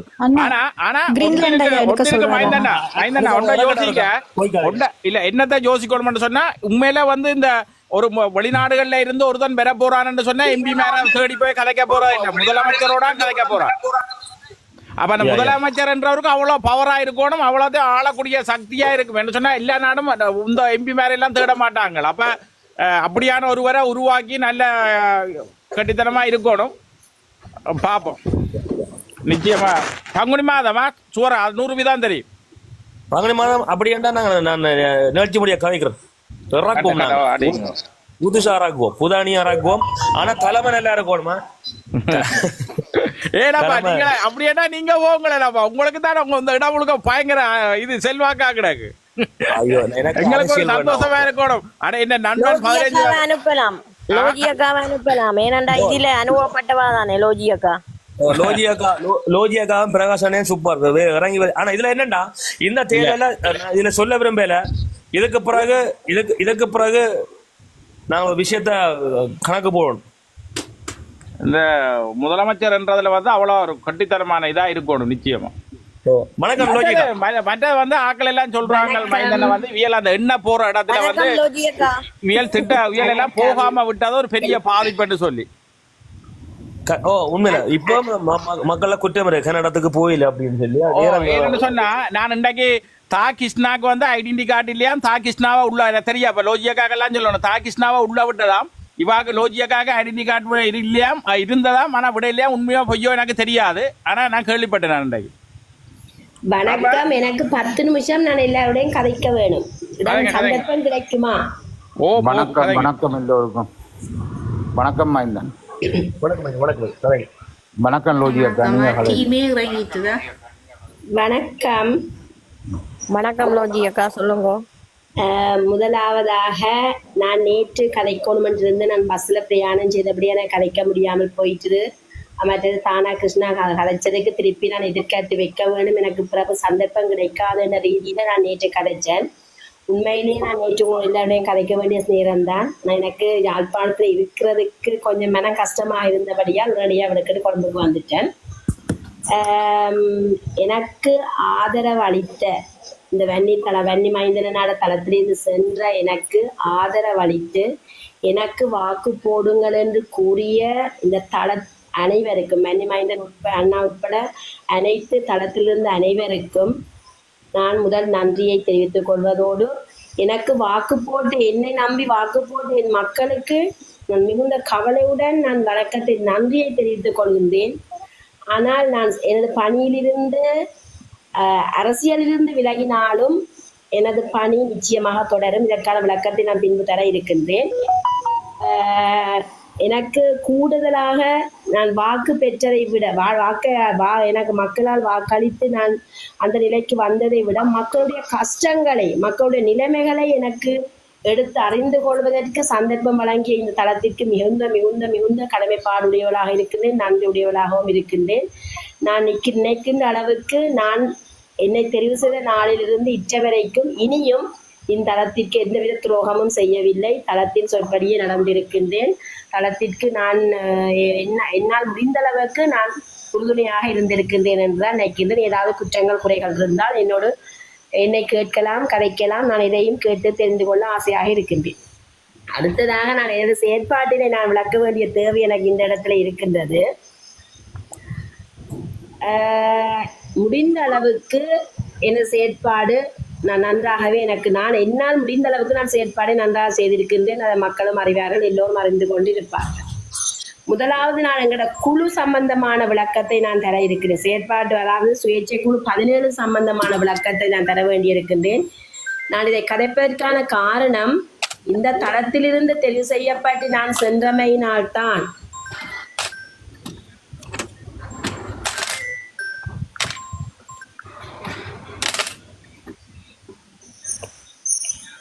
மன்னிக்க வேண்டும். ஒரு தொலைபேசி அழைப்பு ஒன்று வந்தமையால் பட்டு நிற்கின்றேன். இந்த தளத்திலிருந்து நான் சென்றமையினால் கண்டிப்பாக இந்த தளத்திற்கு விளக்கம் தர வேண்டியது எனது கொள்கையாக, எனது கருத்தாக இருக்கின்றது. எங்களுடைய குழு உறுப்பினர்களை நாங்கள் எடுத்துக்கொண்டால் உண்மையிலேயே குழு உறுப்பினர்கள் யாரும் அறிமுகமானவர்களாக இருக்கவில்லை. ஆனால் பிரகாசண்ணாவும் நானும் இந்த தளத்திலிருந்து சென்றது, அர்ச்சுனாவும் இந்த தளத்தில் இருந்தமையால் நமக்கு தெரிந்தவர்களாக இருந்தார்கள். முகங்கள் பழக்கப்படாவிட்டாலும் கதைத்து பேசிய பழக்கங்கள் உண்டு. அந்த வகையிலே அறிமுகம் இல்லாத முகங்கள்லாம் அந்த இடத்திலே நாங்கள் கண்டுகொண்டோம். எங்களுக்கு அப்போது நாங்கள் செல்லுகின்ற போது எமக்கு ஒரு நோக்கமாக இருந்தது, அர்ச்சுனா அவர்களை நாங்கள் எவ்வாறாயினும் பாராளுமன்றத்திற்கு அனுப்ப வேண்டும் என்ற நோக்கம் எனது நெஞ்சிலே இருந்தது. என்னை பற்றி நான் கூறுகின்றேன், மற்றவர்களை பற்றி நான் கூற வரவில்லை. அந்த நோக்கத்துக்காக நான் கடைசி வரைக்கும் பயணித்திருக்கின்றேன், சேவை செய்திருக்கின்றேன்.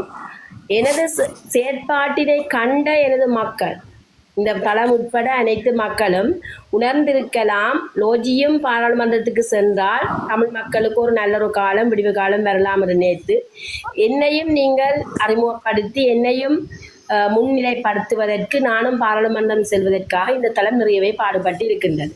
அந்த வகையிலே பிற்பாடு நானும் நினைந்து கொள்ளும் மக்களுடைய ஒவ்வொரு பிரச்சனைகளையும் எனது பிரச்சார நடவடிக்கைகளில் ஈடுபட்டு நான் பார்க்கின்ற போது நான் நன்றாகவே உணர்ந்து கொண்டேன். நான்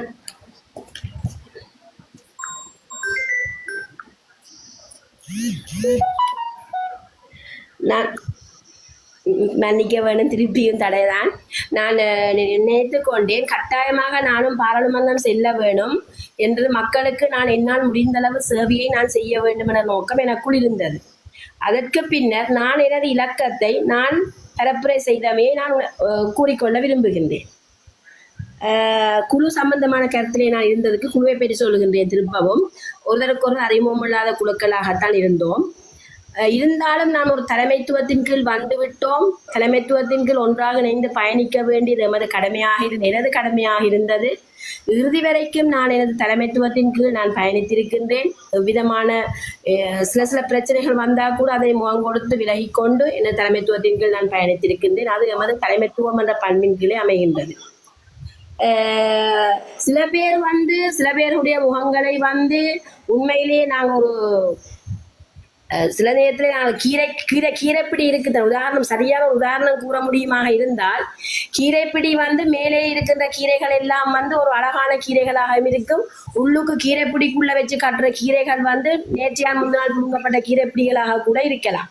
வெளியிலே பார்க்கின்ற போது அழகான தோற்றமுடையதாக இருந்த கீரைப்பிடி உள்ளுக்குள் தனது வஞ்சகத்தை கொண்ட கீரைப்பிடியாக இருந்திருக்கின்றது. அதே மாதிரி சிலருடைய பேச்சுக்கள், செயல்கள் வெளிப்படையில் தோற்றத்தை கொண்டிருந்தாலும் உள்ளுக்குள் அழுக்குத்தன்மை வாய்ந்தவதாக நான் உணர்கின்றேன்.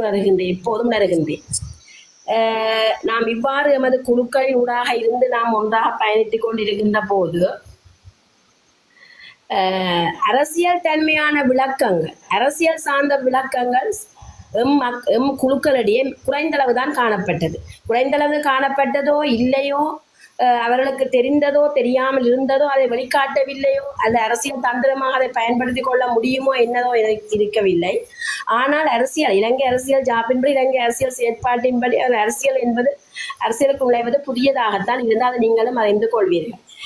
மக்களின் செயற்பாடுகளிலே அதாவது குழுவின் செயற்பாடுகளின் ஊடாகவும் குழுவின் பேச்சுத்தன்மைகளிலும் ஒரு அரசியல் தெரிந்தவர் என்ற ரீதியிலே யார் முன்னிலையில் இருந்திருப்பார்கள் என்பதை மக்கள் உணர வேண்டிய காலம் இந்த நிலையில் இருக்கிறது. நீங்கள் உணர்ந்திருப்பீர்கள் என்று நான் நினைக்கின்றேன். அடுத்தது நாங்கள் நொமினேஷன் செய்த காலத்தில் இருந்ததற்கு பிறகு எங்களுக்கு கூட்டங்கள் நடாத்தப்பட்டது. அந்த கூட்டங்கள் தலைவரால் ஒழுங்கு செய்யப்பட்டு 2 கூட்டங்கள் 3 கூட்டங்கள் நடாத்தப்பட்டது. அதிலே கூறப்பட்ட விளக்கமானது உண்மையிலேயே தலைவர் கூறியிருந்தார், எது வேண்டிய தேவையாக இருந்தாலும் தான் செய்து தருவதாகவும் தனக்கு அதை தனிப்பட்ட ரீதியில் அறிவிக்கும்படியும் அல்ல குழுவிலே மீட்டிங் ஒன்று போட்டு நீங்கள் அதை தெரிவித்துக் கொண்டாலும் தான் செய்து தருவதாகவும், மற்றது நேற்று தானா கிருஷ்ணா கூறியது போல தலைவருடைய பெயரிலேயோ பொருளாளருடைய பெயரிலேயோ செயலாளர் பெயரிலேயோ தங்களுடைய மயூரன் அர்ச்சுனாட பெயர்ல வாங்கி கணக்கு திறப்பதாக தலைவர் கூறவில்லை. அதை நான் ஏற்றுக்கொள்கிறேன். அதற்கான காரணம் ஒரு குழு, ஒரு கட்சியோ ஒரு குழுவோ வங்கி கணக்கு திறப்பதாக இருந்தால் அவர்களுடைய 3 முறை நடைபெற்ற கூட்டு அறிக்கை இங்கு சமர்ப்பிக்கப்பட வேண்டும். அந்த சமர்ப்பிக்கப்பட்ட கூட்டு அறிக்கையோடு தான் மக்களுடைய குறிப்பிட்ட எண்ணிக்கை தொகையுடன் தான் அந்த வங்கி கணக்கு திறக்கப்பட வேண்டும். அப்படியான செயற்பாடுகள் இதற்கு முன் நடைபெறாத பட்சத்திலே அதை பற்றி அவர் கூறவில்லை. ஆனால் எமது பிரச்சாரத்துக்கு வேண்டிய அனைத்து பொருட்களும் தேவையான துண்டு பிரசுரங்கள், நோட்டீஸுகள், கார்ட்ஸ் தேவையானவை தான் செய்து தருவதாகவும் கூறியிருந்தார். உங்களால் முடிந்தால் நீங்கள் தனிப்பட்ட ரீதியில் அதை தயாரித்துக் கொள்வதாக இருந்தால் கூட தயாரித்துக் கொள்ளுங்கள் என்று கூறியிருந்தார். அந்த வகையிலே நாங்கள் அன்றிலிருந்து நானும் பிரகாஷ் அண்ணாவும் அந்த கூட்டத்திலிருந்து கலந்து கொண்டு அந்த கூட்டத்திலே நாம் இருந்து வெளியேறிய பின்பு நானும் பிரகாஷ் அண்ணாவும் சேர்ந்து எங்களுக்குள்ள தீர்மானத்தை எடுத்துக்கொண்டோம். நாங்கள் தளத்திலிருந்து தெரிவு செய்யப்பட்டு வந்தவர்கள் அண்மித்த தொகுதிகளிலே சேவைகளை மேற்கொள்ள இருக்கின்றோம். ஆனபடியால் நாங்கள் 2 பேரும் ஒற்றுமையாக ஒருமித்து பயணிக்க வேண்டும் என்ற தீர்மானங்களை நாங்கள் எடுத்துக்கொண்டோம். அந்த வகையிலே நாங்கள் இந்த வரை ஒற்றுமையாக ஒருமித்து பயணித்திருக்கோம். சில பிரச்சனைகள் வந்தால் நாங்கள் அதை தீர்த்து கொண்டு நாங்கள் ஒற்றுமையாக பயணித்திருக்கின்றோம். அடுத்ததாக எமது பயணித்திருக்கின்றோம், நிறைய சேவைகள் செய்திருக்கின்றோம். எமக்கு தேவை ஏற்பட்ட போது எமக்கு பிரச்சார துண்டுகள், நமக்கு கார்ட் சேவை கிடைக்காத போது நாங்கள் பிரதியீடு செய்து வெளியீடு செய்து கொழும்பிலிருந்து கூட நான் பிரச்சார பத்திரங்களை வெளியீடு செய்து கொண்டு போயிருக்கிறேன். எங்களுக்கு அதை பயன்படுத்தி இருக்கின்றோம். அதில் எங்களோட நம்பர் இலக்கங்களை குறிப்பிட்டு கூட நாங்கள் பயன்படுத்தி செயற்பட்டு இருக்கின்றோம். ஸ்டிக்கர்ஸ் பிரச்சாரங்களுக்காக பயன்படுத்தப்பட்டது, நோட்டீஸ்கள் பயன்படுத்தப்பட்டது, கார்ட்ஸ் பயன்படுத்தப்பட்டது, இப்படி நாங்கள் எங்களுக்கான செயற்பாடுகளை நாங்கள் செய்திருக்கின்றோம். அடுத்தது தலைவராலே வெளியிடப்பட்ட துண்டு பிரசுரங்களை தலைவரிடம் நாங்கள் தொலைபேசியில் தொடர்பு கொண்டு கேட்கின்ற போது பெற்றுக்கொண்டு செல்லுங்கள் என்று எங்களுக்கு அழைப்பு விடப்பட்டது. அந்த அழைப்பின் பேரில் நானும் பிரகாசனாவும் சென்று பார்க்கின்ற போது சில நேரங்களில் எங்களுக்கு குறிப்பிட்ட நேரங்களுக்கு பிறகு குறிப்பிட்ட நிமிஷம் தாமதம் என்றாலும் எங்களுக்கு கிடைத்திருக்கின்றது. ஒரு கட்டத்திலே தலைவர் அவர்கள் வர நேரம் சென்று விட்டது, பிரசுடைய பெயரை அறிவித்திருந்தார். அதிலே போய் அச்சிடப்பட்டிருந்த எல்லா துண்டு பிரசுரங்களையும் பிரகாஷன்னா எடுத்து வந்திருக்கிறார் எங்களோட தேவைக்காக. நாங்கள் தேடி சென்று எங்களோட பிரச்சார நடவடிக்கைக்கான வேண்டிய பிரசுரங்களை நாங்கள் பெற்று வந்திருக்கின்றோம். இது நாங்கள் எமது குழுவிற்கும் எமது தலைவரை நாங்கள் வெற்றி பாதையை நோக்கி செல்ல வேண்டும் என்ற நோக்கத்தோடு, நாமும் வெற்றி பாதையை நோக்கி செல்ல வேண்டும் என்ற நோக்கத்தோடு நாங்கள் வெற்றி தேடி சென்று எடுத்து அச்சகங்களை சென்று எடுத்து வந்து பயணித்ததும் உண்டு. அடுத்ததாக எனது குழுவின் அலுவலகம் திறப்பு பற்றி நான் கூற விரும்புகின்ற போது, நான் எதிலையும் பொறுமையை காத்து கொண்டிருப்பவர். எத்தனையோ நாட்களாக எங்களுக்கென்று ஒரு தலைமை காரியாலயம் திறக்கப்படும், அதில் எங்களுக்கு வேண்டிய தேவைகளை நாங்கள் பெற்றுக்கொள்ளலாம், அல்லது தேவையான சம்பவங்களை போய் தலைமை காரியத்தில் நாங்கள் கலைத்து கொள்ளலாம் என்று எதிர்பார்த்திருந்தேன். அவ்வாறு எதிர்பார்த்திருந்த வேளையில்தான் கிருஷ்ணா தான் கிளிநொச்சியில எனக்கு முதல் கிருஷ்ணா கிளிநொச்சியில தலைமை காரியாலயத்தை கிளை காரியாலயத்தை தான் திறக்கின்றேன் என்று கூறியிருந்தார். சரி, கிருஷ்ணா முதலே திறக்கட்டும், அதற்கு பிறகு எமது காரியாலயத்தை நாங்கள் திறப்போம் என்று காத்திருந்த போது கிருஷ்ணா தலைமை காரியம் திறக்கிறதுக்கான செயற்பாடுகளை மேற்கொண்டு விட்டு திறப்பதற்கான எந்த முயற்சியையும் பிறகு காணவில்லை. அதன் பின்புதான் நான் பிரகாஷண்ணாவுடன் கதைத்துக் கொண்டேன். உண்மையில பிரகாஷண்ணாவுக்கும் எனக்கும் செயற்பாடுகளை சேர்ந்திருந்து செய்வதற்கோ எமது துண்டு பிரசுரங்களை வைப்பதற்கோ மக்கள் வந்து எங்களுக்கு உதவிகளை புரிவதற்கோ ஒரு காரியாலயம் இல்லை. அதனாலே நான் பிரகாஷண்ணாவுடன் கதைத்துக் கொண்டேன். நாங்கள் வந்து ஒரு காரியாலயத்தை நிறுத்திறப்போம்.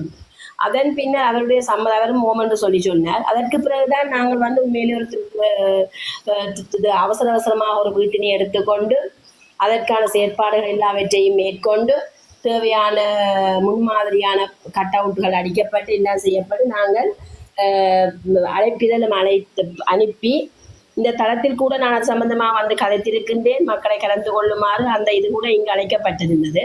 அதிலே மக்களும் கலந்து கொண்டார்கள். அந்த விதத்திலே நாங்கள் எமது கிளை காரியாலயத்தை திறந்தோம். கிளை காரியாலயத்தை திறக்கின்ற போது ஒரு பெண் என்ற ரீதியிலே நான் நிறைய சம்பவங்கள் நிறைய எதிர்வுகளை எதிர்கொள்ள வேண்டி வந்தது.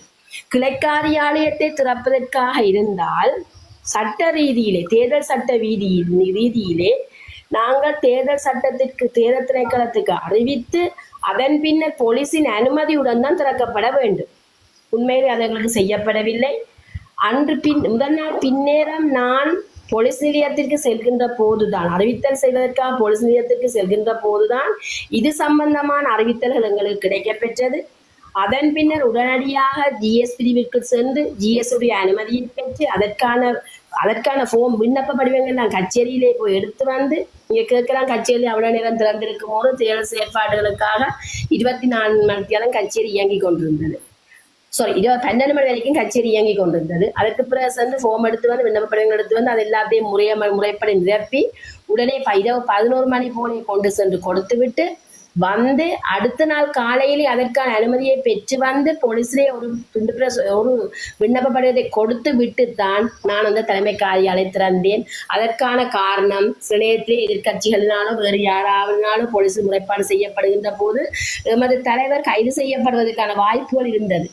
அதை நிவர்த்தி செய்து அப்படி ஒரு சந்தர்ப்பம் எங்களால் உருவாகக்கூடாது என்பதற்காக முழு முயற்சியாக பெண்ணென்ற ரீதியிலே இரவு முழுவதும் திரிந்து நான் அந்த காரியாலயத்தை துண்டு பிரசுர விண்ணப்ப படிவங்களை நிரப்பி வந்து உரிய முறைப்படி 9 மணிக்கு திறக்கப்படும் என்று போட்டிருந்தது. 10:30 மணிக்கு திறக்கப்பட்டது. அதற்கான காரணம் வந்து இதாகத்தான் இருக்கின்றது. உரிய முறைப்படி உரிய அனுமதியோடு தேர்தல் சட்டத்தின் கீழ் எமது காரியாலயம் திறந்து வைக்கப்பட்டது. அதற்கு பின்னர் நமது செயற்பாடுகள் அந்த காரியாலயத்திலிருந்து படிப்படியாக தொடர்ந்து கொண்டு போனது.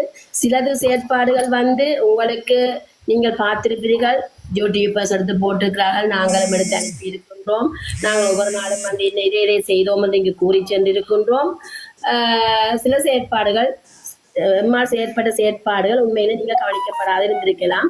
உண்மையிலே காலம் 8 மணியிலிருந்து இரவு 8 மணி வரைக்குமோ இரவு 9 மணி 10 மணி 11 மணி வரைக்கும் நம்ம செயற்பாடுகள் நடைபெற்று கொண்டுதான் இருந்தது இந்த குழுவின் வளர்ச்சிக்காக.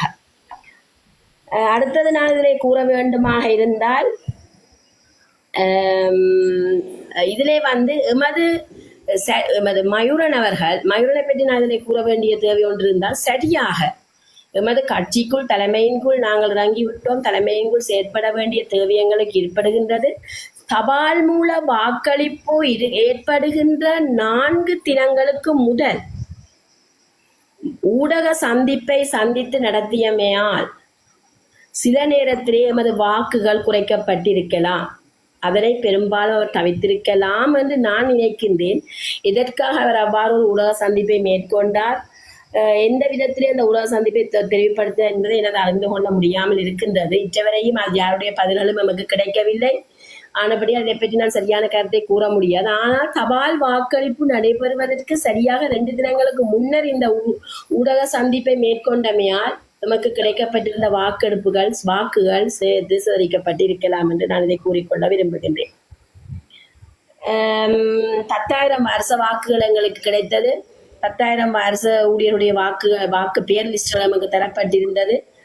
அந்த பேர் லிஸ்டுகளுக்கு ஏற்ப சில கட்சிகள்ல கடிதங்கள் கூட அனுப்பப்பட்டிருந்தது. எம்மால் அவ்வாறான செயற்பாடுகள் எல்லாம் செயற்படுத்தப்பட முடியவில்லை. அடுத்தது வந்து அதற்கு பிறகு எங்கள் தொடர்ந்து செயற்பாடுகள் இருந்து நாங்கள் தேர்தலுக்கு முகம் கொடுத்திருக்கின்றோம். உண்மையிலேயே நான் கூறிக்கொள்ள இதில் மேற்கொண்டு செயற்பாடுகள் தவறுகள் இருந்தால் பிறகு நீங்கள் என்ன கேட்டுக்கொள்ளுங்க, நான் அதுக்கு விளக்கம் தர இருக்கின்றேன். உண்மையிலேயே இந்த தளத்தில் இருந்து நிறைய ஒவ்வொருத்தரும் எங்களுக்கு இந்த இடத்திலே கூட்டம் வையுங்கள், இந்த இடத்திலே போய் மக்களை சந்தியுங்கள், இவர்கள் வந்து உதவி செய்யறதுக்கு காத்திருக்கிறார். நிறைய அழைப்புகள் எங்களுக்கு வந்தது. அந்த அழைப்பின்படி நாங்கள் அங்கு சென்று மக்களை சந்தித்து அதன்படி செயற்பாடு செய்திருக்கின்றோம்.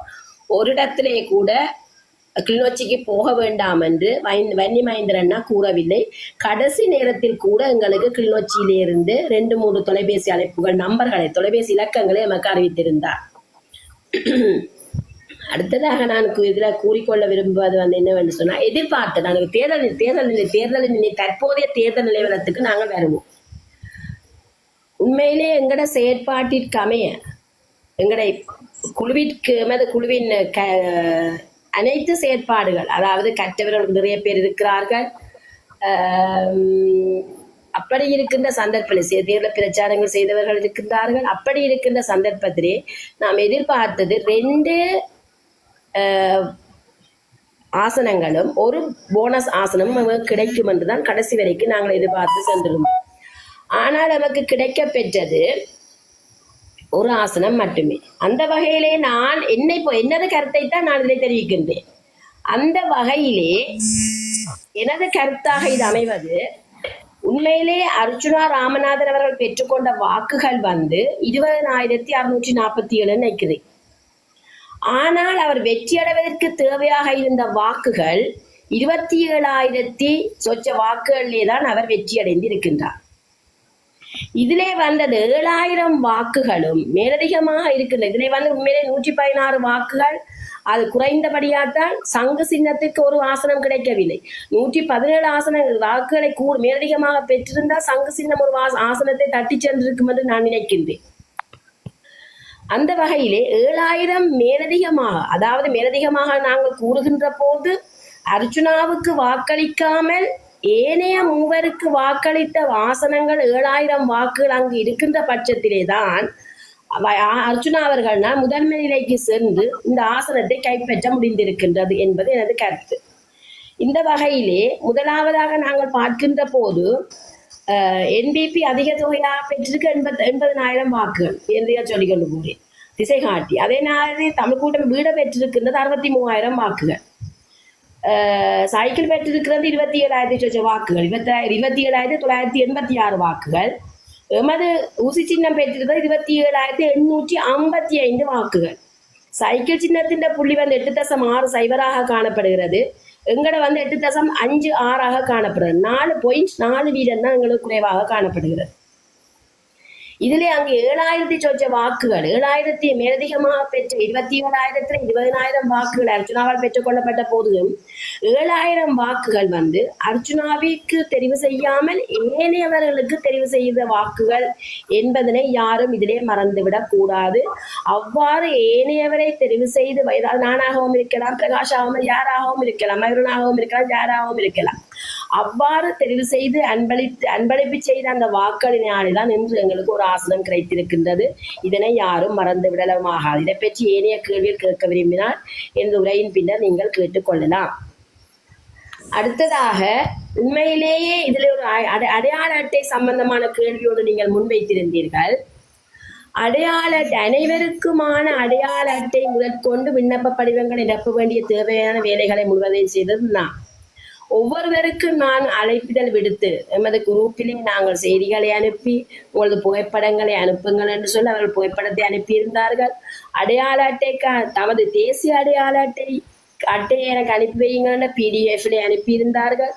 அது எல்லாவற்றையும் தயாரித்து அதை எல்லாவற்றையும் கொண்டே கொடுத்து உண்மையிலேயே நான் தேசிய வாக்காளர் அடையாள அட்டை, அதாவது வேட்பாளர் அடையாள அட்டையை பெற்றுக்கொண்டேன். வேட்பாளர் அடையாள அட்டையை வைத்துக்கொண்டு நாங்கள் வாக்கு எண்ணும் இடத்திற்கு செல்ல முடியும். அந்த வேட்பாளர் அடையாள அட்டை தானா கிருஷ்ணாவுக்கு வழங்கப்படாததுக்கான காரணம், அவரிடம் அடையாள அட்டை அனுப்புங்கள் என்று கூறிய போது அடையாள அட்டை அனுப்பியிருந்தார். தனது தேசிய அடையாள அட்டையை PDF அனுப்பியிருந்தார். அவருடைய புகைப்படத்தை அனுப்புங்கள் என்று கூறிய போது புகைப்படத்தை அனுப்பவில்லை. இதனால் அவருக்கான விண்ணப்ப படிவங்கள் என்னால் செய்து கொள்ளப்பட முடியாது விட்டது.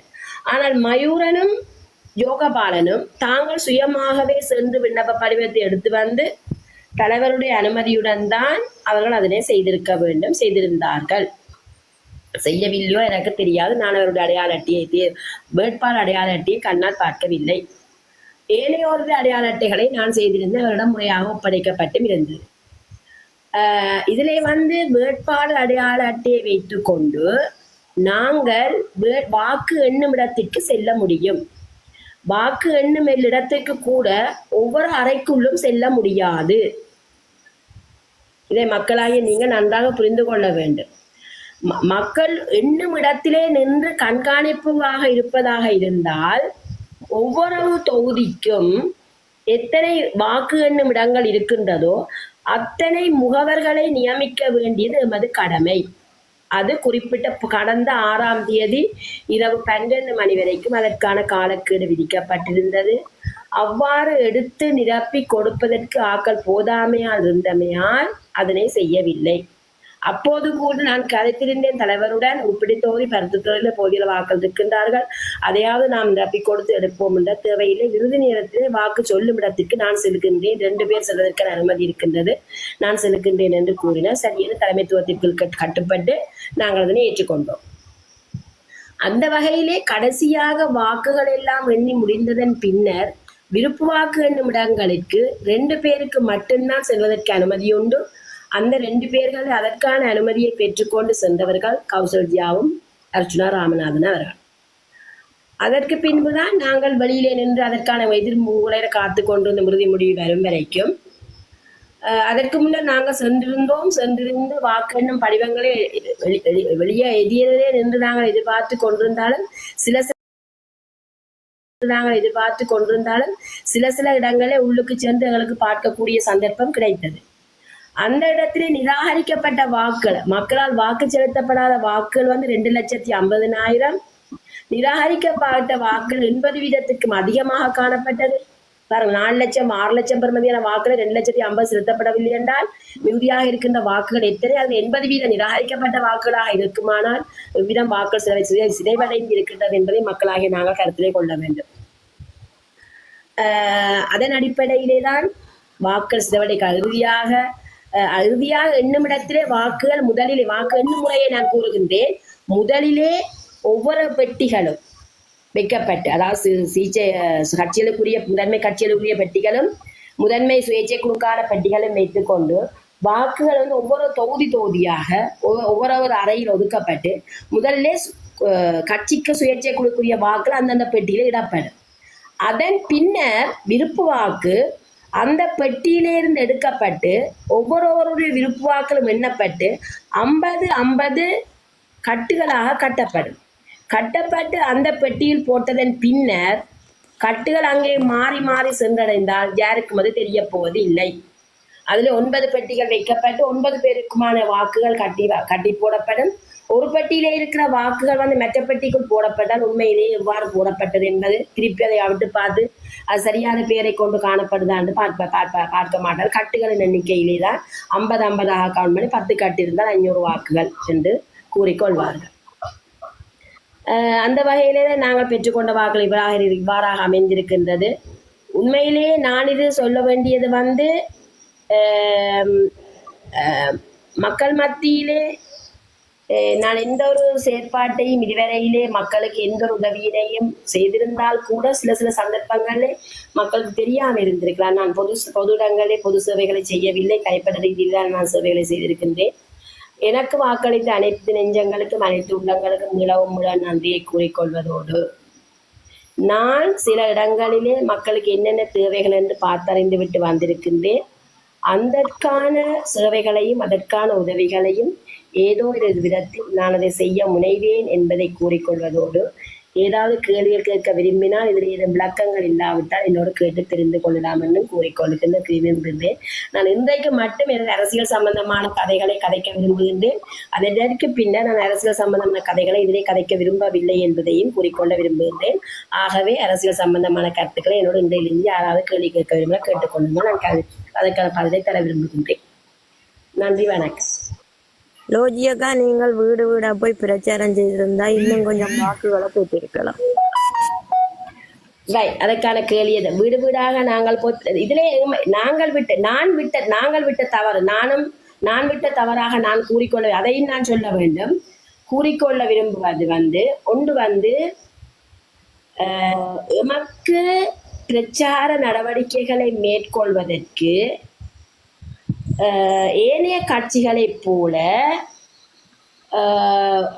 ஒரு குழுவை நாங்கள் இறக்கவில்லை. கடைசி நேரத்தில் 5 பேர் 6 பேரை கொண்டவர்கள் இறக்கி இருக்கணும்.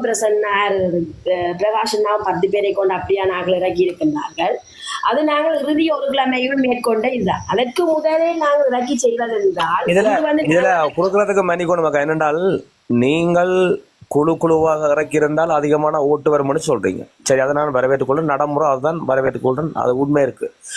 ஆனால் பிரச்சாரத்துக்கே செல்லாமல் எப்படி அர்ச்சுனா ராமநாதனுடைய சொந்த அண்ணாவான கிருஷ்ணாவுடைய மகன் அன்பழகன் 6500 ஓட்டு எடுத்தார்.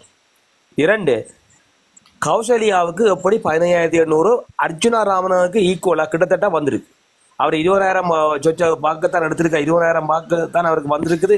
மிச்சம் மற்ற வாக்கு வந்திருக்கு. அப்ப கிட்டத்தட்ட அர்ச்சுனா ராமநாதனுக்கு வரை கிட்டத்தட்ட 4500 600 வாக்கு கிட்ட தான் வித்தியாசம். விவேக், எப்படி இந்த வாக்கு வந்தது? இதிலே நான் கூட நிற்கின்றேன். அப்ப நீங்க செய்த பிரச்சாரம் தவறா? அல்ல நீங்கள் பிரச்சாரத்துக்கு போறோம்னு மக்கள்கிட்ட போயில்லையா? பிரச்சாரத்துக்கு போகாத உள்ளவருக்கு இவ்வளவு வாக்கு வந்தண்டா, பிரச்சாரத்துக்கு போய் செய்தவங்களுக்கு இப்படி வாக்கு வந்தது? 5000 இப்படி வந்தது, 3500 5000. ரைட், நான் இதை ஒன்றை கூறிக்கொள்ள விரும்புகின்றேன்.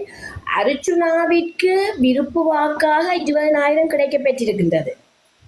அர்ச்சுனாவை விரும்பியவர்கள்லாம் அந்த 20000 பேரும். இதிலே அர்ச்சுனாவின் பிரச்சாரம் எனக்கு வாக்கு போடுகின்ற அனைவரும் 3ஆம் நம்பருக்கு வாக்கிடுங்கள் என்ற ஒரு பதில் நீங்கள் பார்த்திருப்பீர்கள், பார்க்காமல் இருக்கலாம். அந்த வகையிலே அர்ச்சுனா விரும்பியவர்கள் அங்கே 20000 வாக்கு போடப்படுகின்ற போது அர்ச்சுனாவின் சொல்லுக்கு இணங்க 3ஆம் நம்பருக்கு வாக்கு போட்டவர்கள் இருக்கலாம்.